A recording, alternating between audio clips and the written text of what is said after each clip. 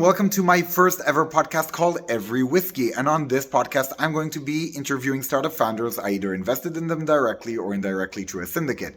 On this podcast, we are going to be drinking whiskey and telling stories that are going to give you a lot of value. It doesn't matter if you're an investor, if you're a startup founder, or you're just somebody who wants to start their own business soon. You're going to get a ton of value from the interviews I'm going to conduct here. And you're going to do that all while drinking whiskey with us. And before we start, I ask you to hit that like button. It doesn't matter if you're on Spotify or YouTube. Hit that like button really hard. And a special thanks to Yarden Saxophone for giving us her music for this podcast. Are you ready? Let's begin.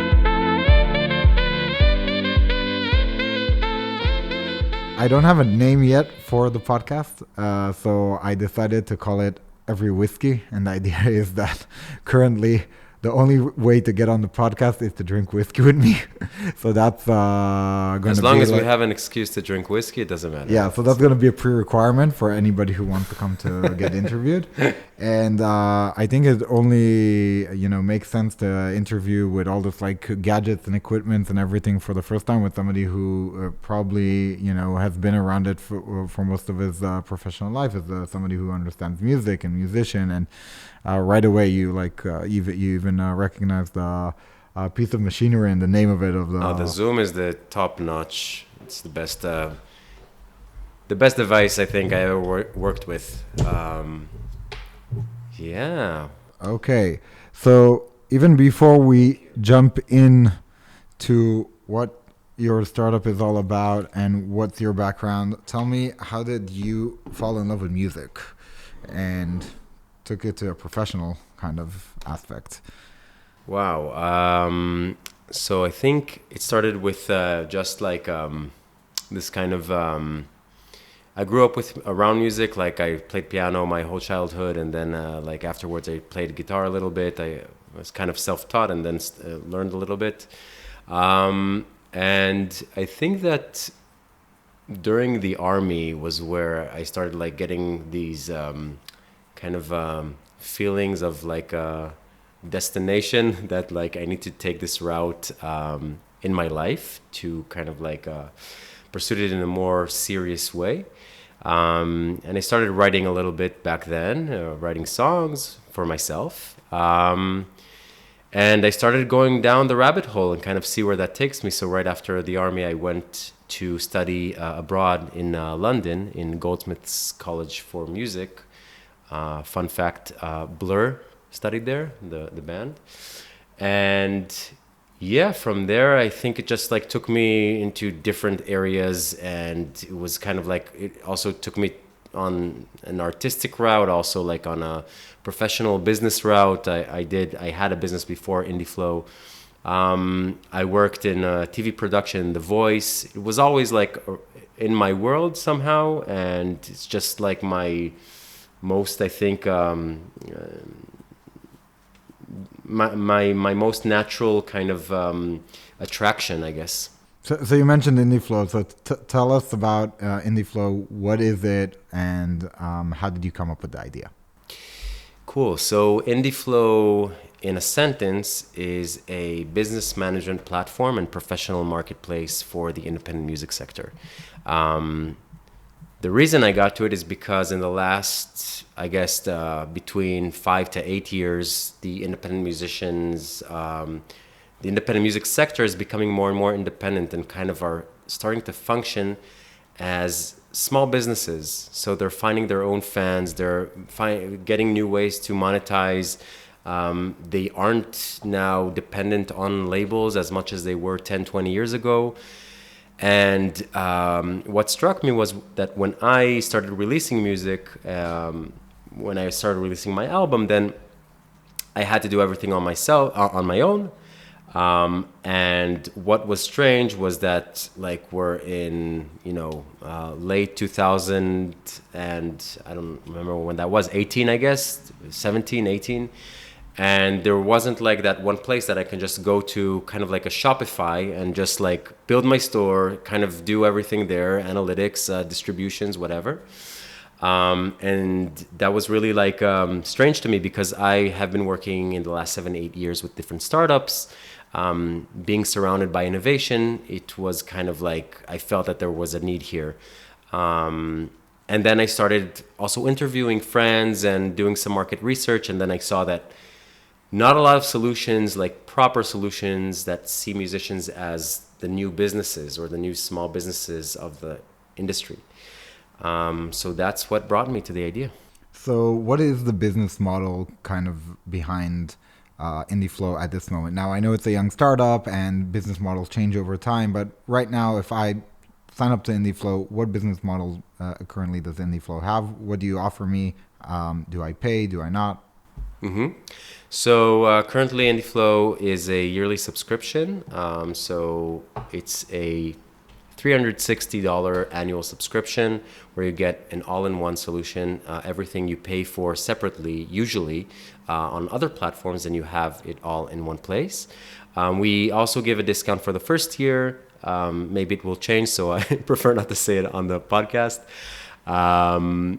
And afterwards, we are planning also to take a transaction fee from the different transactions from the marketplace. So a lot of this is kind of another answer to a question, I guess, that you asked before. But part of the whole idea of being a musician, being independent, is kind of like being an entrepreneur. These two worlds really like correlate. So there's a lot about building your network and growing it and connecting with others. So our idea is to establish a marketplace on IndieFlow eventually. And through that marketplace to also enable transactions. So if you're working with a PR agency or working with an artist manager, you can actually request our services. And this way, we're also doing the second business model, which will be a 10% transaction fee from every transaction. Okay. You mentioned kind of a marketplace, and I'm assuming that you're attracting a lot of musicians to your platform from all shapes and sizes. Can you kind of give me the ideal client for IndieFlow? Yeah.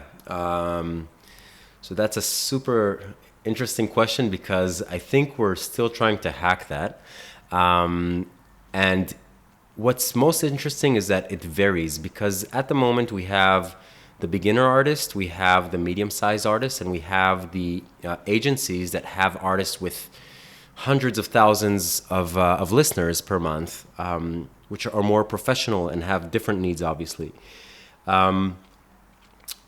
I think there are a lot of areas where the needs overlap, and that's why it's attractive to different sizes of artists. But I will say that right now, if we're trying to really like focus on our low-hanging fruits, then it's somewhere between the beginner artist to the medium tier artist that has already a few tens of thousands of listeners on Spotify, already has released some music before, understands the industry, and that's more or less the segment. So I'm kind of wondering, with a lot of startups trying to help, I would say, independent creators, what would you say IndieFlow has going for it that distinguishes it from other startups? What kind of elements are unique for IndieFlow? So we really see ourselves as kind of like a way to also educate and also simplify. And a lot of the processes in the independent, in general in the music industry, are very fragmented. So if you're a label or a manager that has done this for years and you're very savvy, you'll get by. But what we're trying to do is to make it as accessible as possible. And I feel that that's where a lot of platforms are kind of lacking.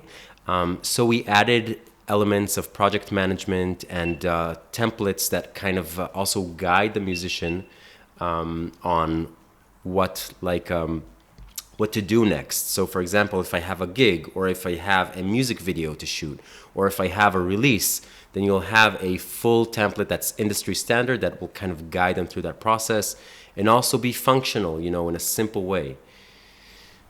Hope I kind of answered. That definitely covers kind of what would be unique about the platform. So you said there are ways that independent creators usually find value, and you're saying that they're fragmented, and this is kind of an umbrella that kind of covers a couple of things that you would usually have to go to different places to get value. Yeah, that's one, and also to guide them, because if there's something that musicians aren't that good at is managing themselves a business. Fair enough. The creativity and management usually do not go hand in hand.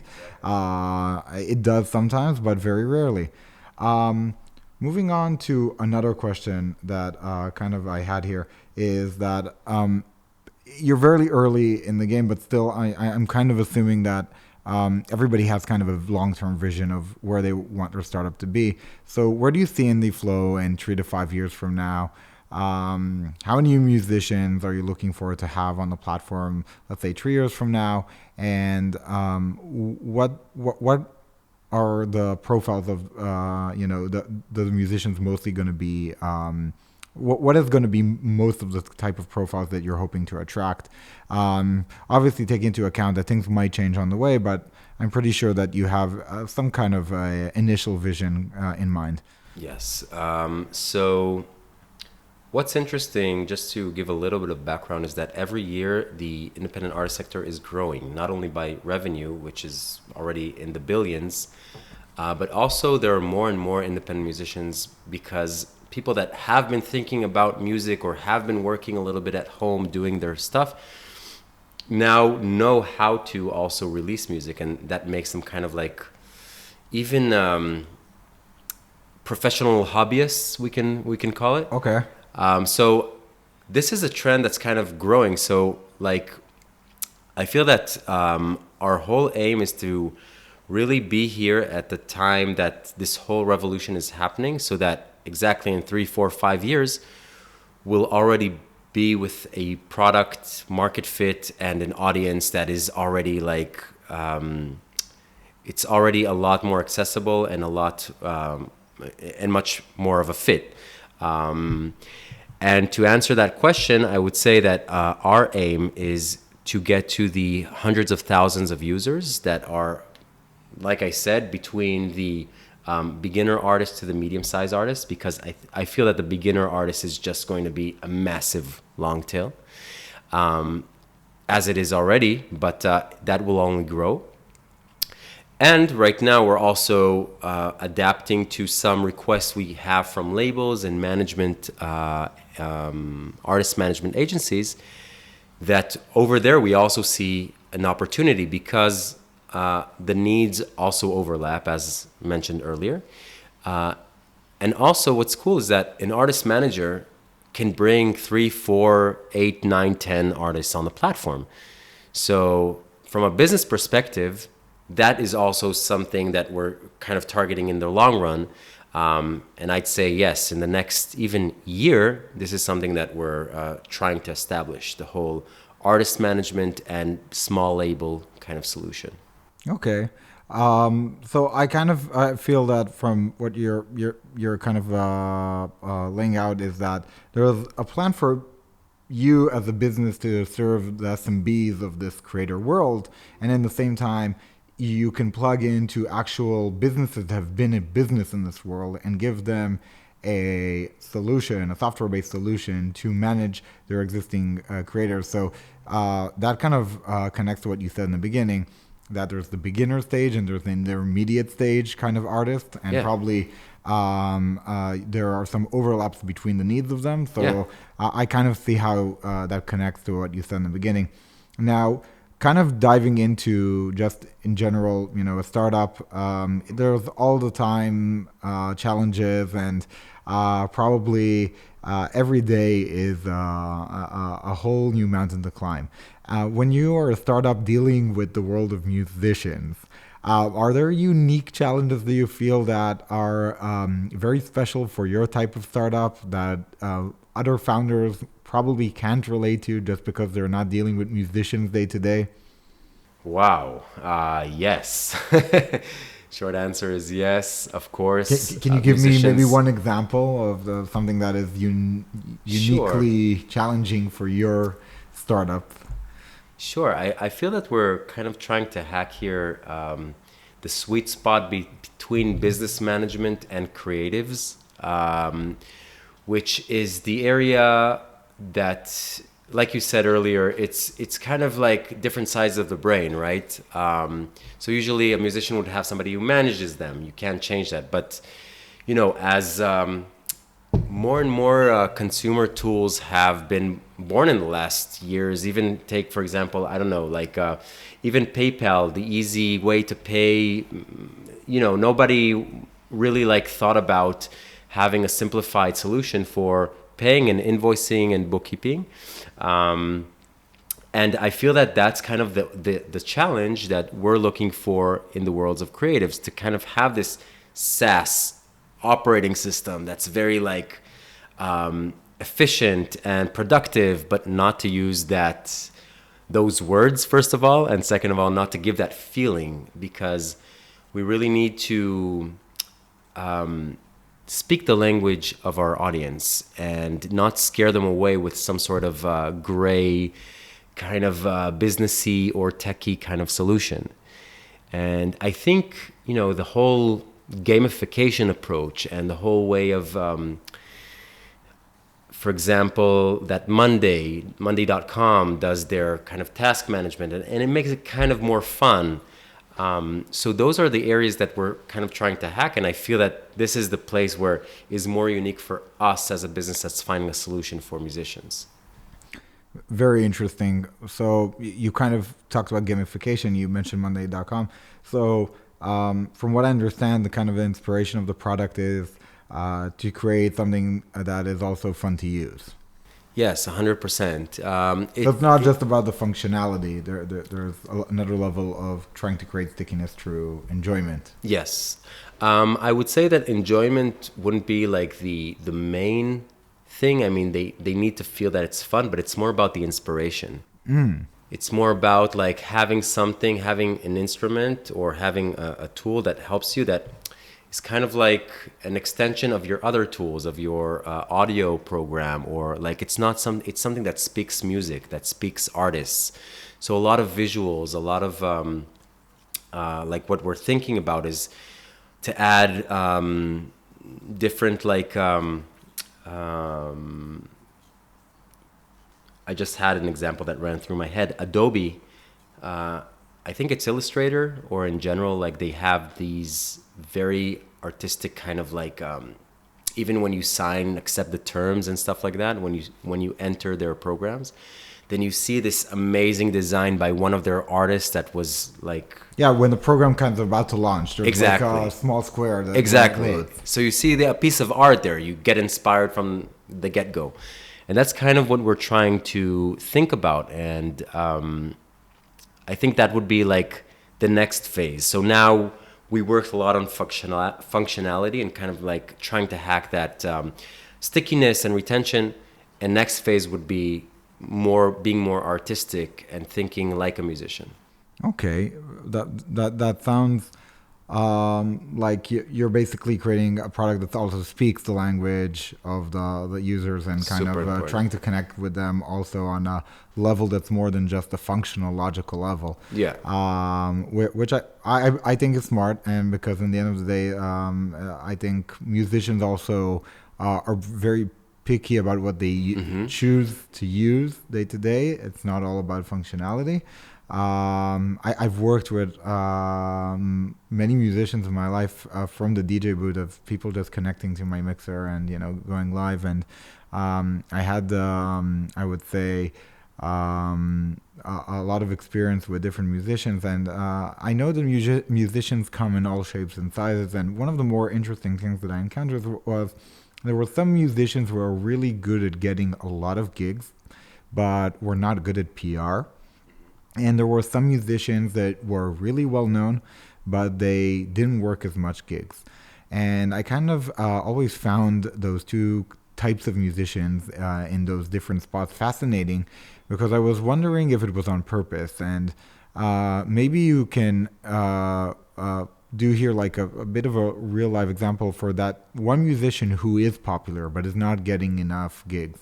How does IndieFlow come into play for that type of musician? And on the other hand, how does IndieFlow come into play when there is a musician who actually can close a lot of gigs, but they're working and they're just creating value through their hours of work, and they're not actually creating value when they're not working. So I would love to know how like IndieFlow would kind of offer a solution for these two types of musicians.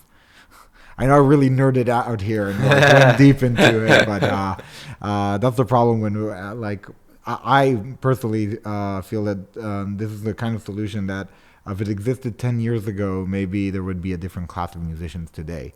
And maybe now 100%. That it exists, I feel that there's a potential to have a different class of musicians tomorrow. So that's why I dove deep into that specific question about those two types. 100%, and thank you for saying that. I feel the same way. I feel that like the more professional musicians will be, and it'll just happen. Musicians will be able to be professionals and to earn money from their profession. So to your question, let's put a little disclaimer here.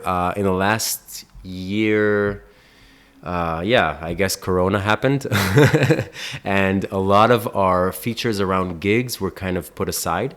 So what happened was that when we launched our beta, which was like in around April 2020, we had a gig feature that we worked on. We wanted to release it and then see how people interact with that so we can kind of build around that. That's our whole strategy.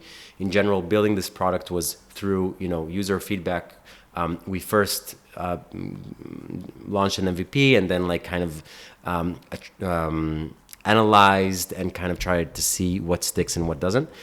So, of course, with our luck, then in 2020, there weren't any gigs.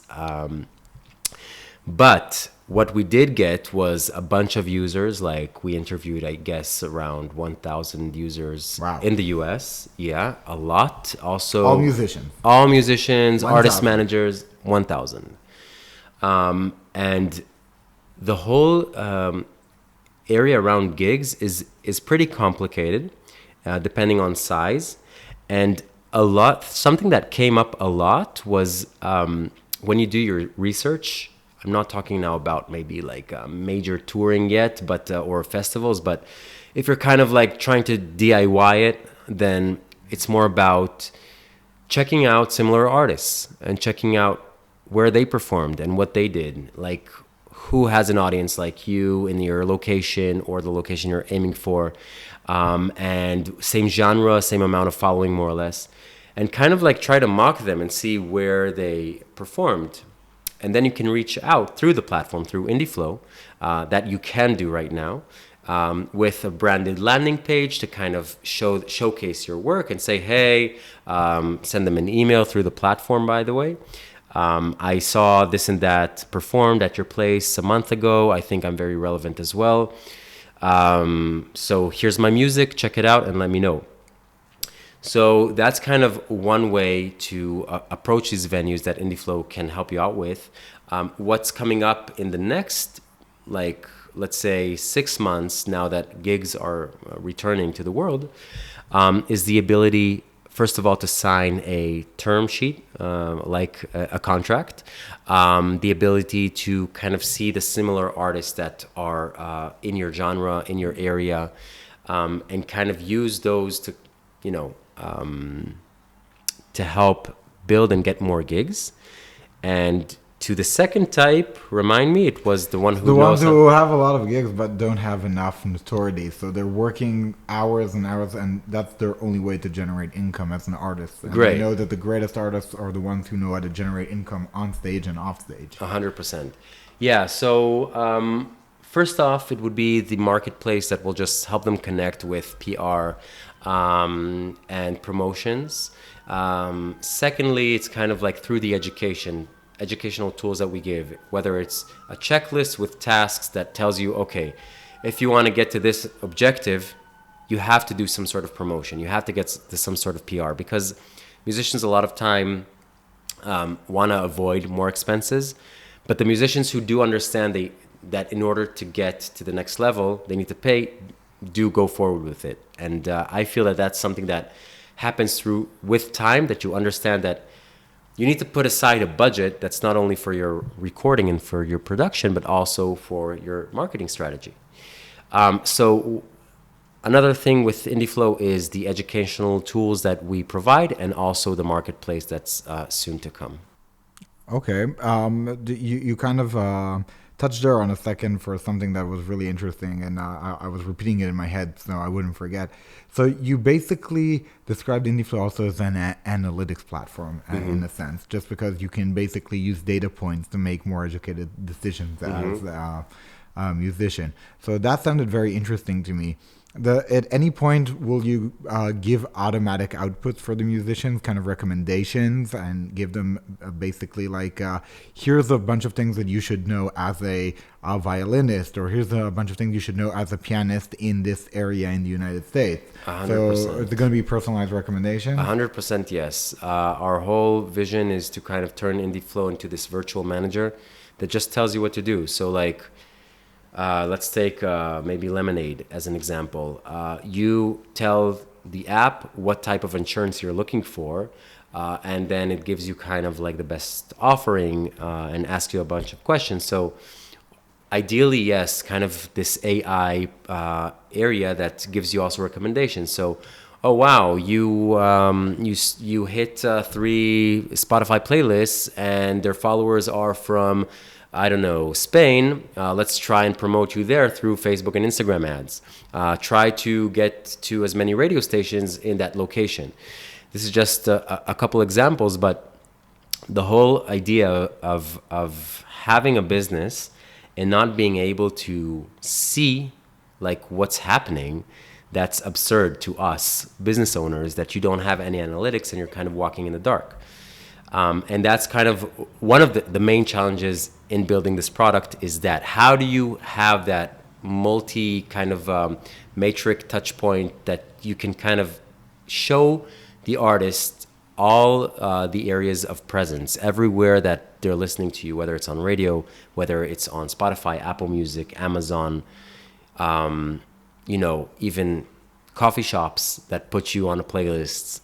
So these are all data points that are very, very they're very important for the user. But from a product standpoint, that's like going back to the question about 3 to 4 to 5 years from now. This is exactly the area where I see the product, kind of like not just giving you this software to do, but also to telling you this is what you should do right now with 2,000 followers, when you're on these playlists, when you have a release coming up and you have a few gigs. Here's our recommendations. It sounds very interesting, and I like that small point where you talked about you want to know which coffee shop has you on their playlist. That for me sounds like very interesting kind of data points that I'm pretty sure, and correct me if I'm wrong, that there are a lot of independent artists that are actually very popular in certain locations, certain types of businesses, or certain types of playlists, and they don't even know about it yet, just because they don't have kind of the access to that data. Exactly. So, it's aren't there stories like that about Sugarman, musicians right? who like in different geographies that they didn't know they were celebrities until they landed on the other side of the world? Yeah, that's like the story of Sugarman, right? Do you watch the movie? He was like big in Australia or something like that. He was big in South Africa. In South Africa, yes. And he found that out like after, I guess, I don't know how many years, like 20 years or something. Yeah, he was like huge, and the guy was nothing in the States. And, he worked in construction every day of his life until he was 70 or 60. And then when they found out, like his family found out that he was huge, like we're talking about like kind of Bruce Springsteen huge in South Africa. And when he got off the plane, well, if you didn't, or anybody watching didn't watch the movie, to find the Sugarman, it's one of the best movies I've ever seen. Very much recommended. So I'm putting that on my to-do list to watch. Yes. So, but we need to also put this in kind of context, because to be honest, we love these Cinderella stories, right? Yeah. This is something that we're always hearing about, but we also know that it happens to 1 or 2 or 3 people. What's cool about today's world, though, that it's not in that scale. Like, you won't become famous suddenly without knowing, and then that's maybe a very small percentage. But what's very cool, and I also experienced this when I released music, was that all of a sudden I promoted a little bit on SoundCloud and I promoted a little bit on Spotify on my own. And all of a sudden, like, I had a few weeks where my album was listened on SoundCloud, was listened by people in Taiwan. And on Spotify, it suddenly hit a huge playlist in Brazil. And like, it got me like 30,000 listeners of a song in Brazil. And I was like, wow, what's going on? And, you know, this is kind of like the feeling that you get, like this excitement. But why did I start with the whole Cinderella story is the reason this happens is because we need to remember that today content consumers are very not loyal. And, you know, they can listen to you and then like forget about you because there's so much content out there. I think it creates something very beautiful, but as an artist, you really need to kind of take this as your goal to know how to do retention. And, you know, I think I said this several times, you're a business. And if you don't like have your little customer success funnel or your little funnel that retains users and nurtures users, then they'll get lost. So it's all about like, it's easier today to spread, but to stick, that's still the main challenge. I think on that very interesting note, we're gonna go through the three kind of like I would say most important questions probably beginner founders want answers for. So what is the most frustrating yet rewarding experience as a founder? Wow.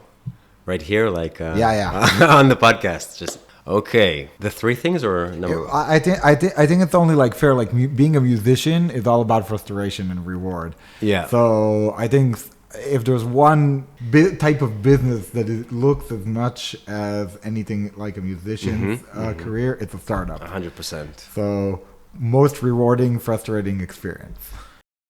I guess it's pulling the vision you have in your mind into a concrete product code and in general, like to see that it makes sense. I think maybe that's a very like obvious answer, but it's not that obvious because when you have a dream, when you're thinking, whether as a musician or whether as, you know, a startupist, then you see the end, you know, or at least where you're aiming for. And, you know, you have 3, 4, 5 years until you get to that point. And, you know, you hear these founders telling their founder stories about how they worked on a startup and then in 2, 3 years they were sold. And, you know, they talk about it as if it's nothing. But 2, 3 years when you're in an adventure that you're very much most of the time alone, and every day you need to work a little bit, like a little increment by increment until you get to that, I don't know, how many days are in 3 years, 4 years, how many, it's not even, you know, it's including weekends also. So I'd say over 1,000. I think it's 1,000 to something, 100 or, yeah, it's a... So you have 1,100 days, for an example, that you walk every day in the dark and kind of like every day you have a little bit of more light, I guess. And that's the number one challenging thing because I think it makes you really, I think that feeling of being alone, kind of that's where it sits. To have that vision, but then like, you know, to be able to see also through the building blocks of this vision, you know, because you're building one layer, the other layer, you know, and that takes time. Okay. What kind of apparent failure actually led to a success? Something that you were thinking, okay, this is really going wrong and eventually led to like some huge win. Interesting question. Something that went wrong. I'm trying to think about a lot of things went wrong. I'm trying to think. I can only assume some things went wrong and stayed wrong, and some things went wrong, and eventually were not such a big deal, and actually opportunity in the end. So. Yeah, you know, I think one of the basic things that I'm so proud that we've done, but I'm so happy that we're not in that stage anymore, was really launching at such an early stage. You know, you have that saying, if you're not embarrassed about what you just released, then it's too late. Then you waited too long. Like we took that sentence to like an entire different level. We basically just put something online that was a few features that were functionable, but like so not functionable at the same time, and we sold it. We wanted to see if we're able to sell it. So at first it was kind of like our market validation thing, and we were like, we knew we were going to fail gloriously. Like, we knew that we're going to sell. It's going to be super hard. Conversion rates are going to be super low, but we want to see if something sticks. So I remember these Zoom sessions every night. We did like Instagram, Facebook campaigns, got them on a demo, showed them the platform, but of course sold them the vision of what we're planning. And these are a bunch of users that we lost, but we did sell to them. So good thing that came out is that we understood that we have here a price point that users from the US that, are willing to pay a certain price. We went, to this with kind of like an understanding that not all of them are going to stay with us. And that gave us so much insight. I feel that the sales kind of cycle, it's just like the feeling that you get when you're raising money from VCs and angel investors and so forth, is kind of that feeling that you're just like running in circles. And in that point, selling to musicians felt like that also in the pandemic. When you have a platform that's a pilot, it's not as sexy as you would want it to be. And it felt like kind of you're battling and fighting for single sales, which is super hard. But at the end of the day, we got to a point where at our first sales months, we were ROI positive on our marketing spend. Wow. Which was usually doesn't happen in these stages. Yeah, and that's the reason why we continued, because we knew that here's an opportunity to kind of be able to learn through these users and keep the campaigns running. So every sales conversation became also an interview without them knowing, and we just did around 10 a day, which was super exhausting, especially when you know that the bottom line at the end of the month will be a few dollars. So at the time of us filming this, how many paying customers are on the platform right now? So currently we have around 200 paying customers, and a bunch. And they're all locked in for a yearly subscription. All locked in for yearly, and also retention has been improving because we've done these interviews, and we just met people that are really falling in love with what you're doing, and they don't care. Like, we had a few users that are like, okay, I see where this is going. I'm going to put money. This is kind of the American kind of like... kind of shut up and take my money. Yeah, shut up and take my money. I understand where you're going. I don't care that it's not perfect now. And those are the users that just, we made this bond with them. And that's magic. That's those magic moments that are just amazing, I guess. Okay. And kind of to sign off with a bang, what is like the kind of, the one go-to tip that you can give every founder that's just starting out that you'll meet? What is the one that you stand behind in every situation? Mm-hmm. One piece of advice, especially for the ones who are still looking for their first 10 clients, not to speak about the first 100 or 200. Coming from a marketing background, market research, performance marketing, before you start, I feel this is kind of trivial, but I still see founders not doing this. Until you see validation to your product, then it doesn't have to be product market fit, which is different. But until you see validation for your product, don't go on developing and wasting more money and time on developers and code. And I'll be more specific. It's not enough to do a survey with 30 friends or 40 people that you just get to. Actually think of a way where you can enter the market, even if it's like a simulation, even if it's through Facebook, Instagram. Not only leads and A/B testing around creatives and kind of see what people are clicking more on, but actually see if they're putting their hands in their pockets and giving you their credit card details. That's one of the most important things, because I don't feel that I'm an example of a startup that made it yet. I feel that we're on our way there, if to be optimistic. But I do see that because we made this structure, this foundation so strong, I can now decide when I'm opening kind of the water faucet. How do you say? I guess it's faucet. I guess kind of like just kind of opening the floodgates. Yeah, exactly. And we saw that when we're adding more budget at a certain point to our marketing spend, then the results are escalating along with our marketing spend. And that's what's amazing. That means to us that we kind of did build the infrastructure well enough to take it to the next level. A lot of times I had a few startups that I worked with that would just like spend a ton of money on marketing, and it was just ridiculous because they had this money, but they didn't find that product market fit, sorry. And I guess that we're not at the stage where we are 100% product market fit, but it feels a lot more than we were 1 year ago.